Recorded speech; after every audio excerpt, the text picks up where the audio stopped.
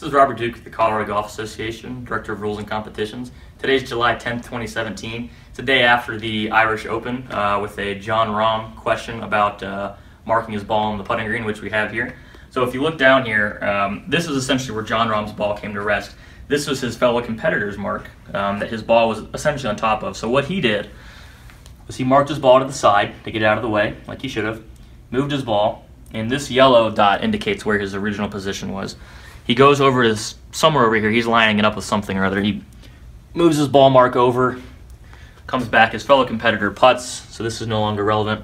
And then in the meantime, he comes back and he says, I'm going to mark my ball, put it back to where it was, puts it around in here, and then says, well, marks it at essentially the 12 o'clock position, whereas initially he had marked it at 3 o'clock. So this is where his second position was. So as you can see, they're not really in exactly the same spot, unless along the way the angle of his putter changed or he maybe gave himself a little extra room to mark his ball. So the reason he didn't get a penalty was this new decision by the USGA says that the player uses his best reasonable judgment to get the ball back to whence it was. So when he's talking to the rules official, Andy McPhee, in their conversation, he might have said, I tried to get the ball with my best judgment back to where it was. So it's really not anymore a question of was the ball in the spot it was supposed to be in. It becomes, did the player, Jon Rahm, do his best to get the ball back to where it was?